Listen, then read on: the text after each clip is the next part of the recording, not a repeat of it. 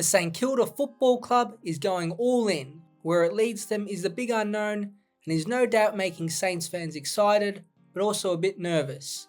Although the trade and free agency period officially hasn't started, there have already been 4 players that have nominated St Kilda as their new home for 2026 and beyond. There may even be another 1 or 2 to join them, as the Saints look to splash their cash, which has been saved up for a while. It's a good thing to attract players to your club, but that doesn't come without consequence.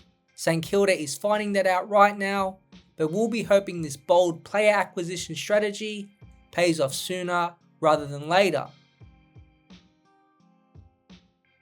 The big one was Jack Silvagni. Out of nowhere, the Saints cruised past the Western Bulldogs and Collingwood with a 5-year $4 million offer for the failed forward turned defender. Now the Saints made it clear Steven Silvagni, their list boss, had no major impact in the decision. That's obviously hard to believe. Now Silvagni did only play 13 games last season, not featuring after round 16, but did show great signs as a key back, and he should slot in nicely at the Saints. Durability is a risk with him, but at 27 he's in his peak. The Saints landing him from nowhere really did put an exclamation point on how aggressive they have been. We all know Tom De Koning was the original big fish. He won't come cheap, but he is a dynamic ruck at his best, who through the first 2 months of this season was leading the All-Australian ruck debate.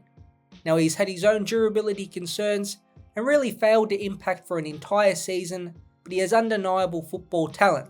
Now it might come at a cost with Rowan Marshall leaving, although he is contracted, and if he does request out from the Saints, they will get picks for him.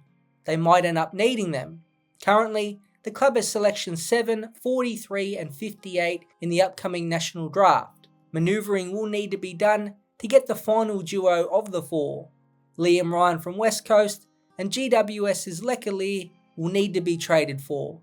Whether the Saints split pick 7 in multiple selections or use another method, they will end up getting the deals done.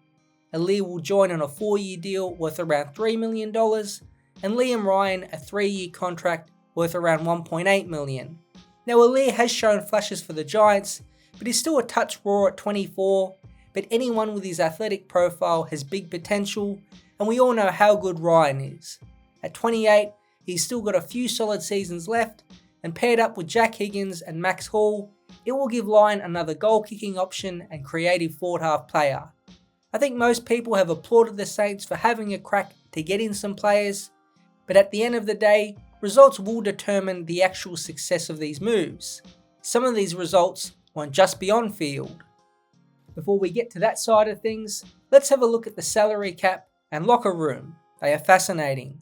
Nasiah the Messiah on $2 million, De Koning on similar money, and Silvagni and Alir on a combined $1.5 million plus is not cheap.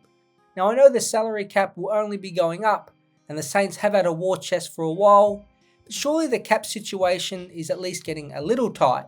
It might have no impact in the next couple years, but who knows the impact later down the road if a young player needs a big pay rise, or the perfect free agent is viable, but the Saints can't afford them because of these big contracts. It is part of the risk attached to this spending spree. The other is upsetting the locker room.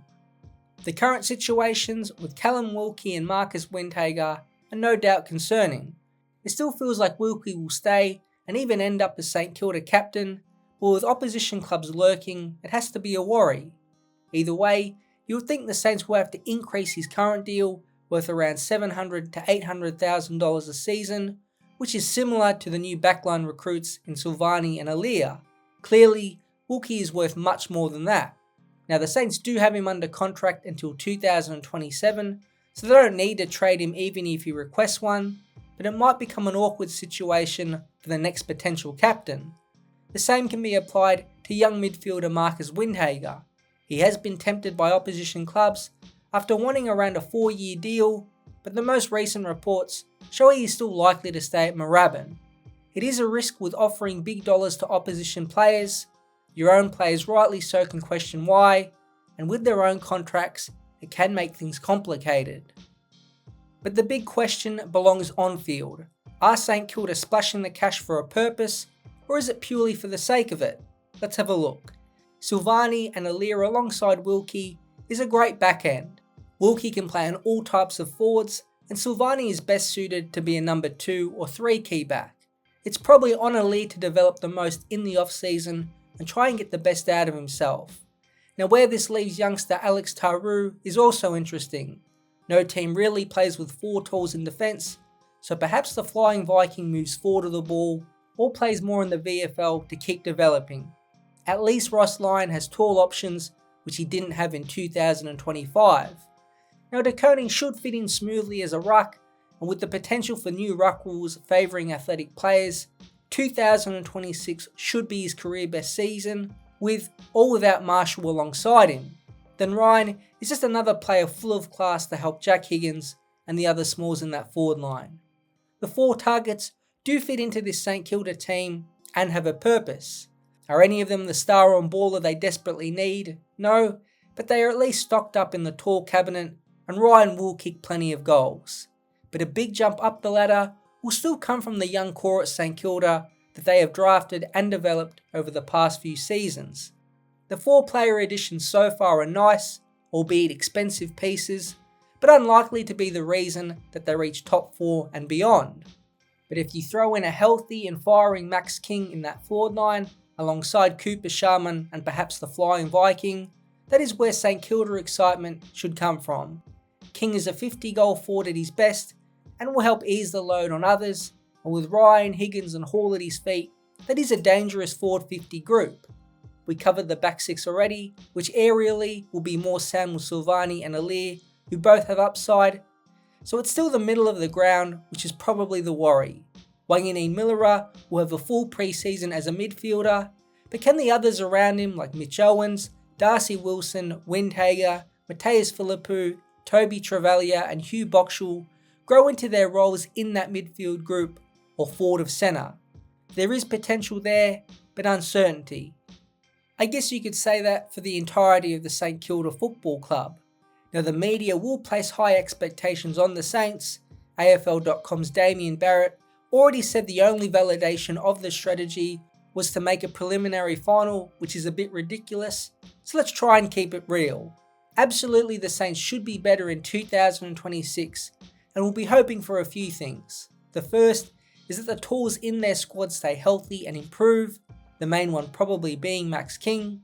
The next, that De Koning especially can have an all-Australian type season and become one of the premier rucks in the competition. Then the young talent listed before can take another step or 2 up and become the driving forces of the team over guys like Jack Steele, Jack Sinclair, Callum Wilkie and other veterans who the Saints have heavily relied on in the past to carry them to wins. The player acquisition is the headline act of St Kilda in 2026, but only a part of their overall goal. They still need to develop their players, especially in that midfield area. Sure, the Saints are going all in and spending their cash, but 4 players won't define them next season and beyond. They are just 4 new parts of a 23-man puzzle that is building at St Kilda.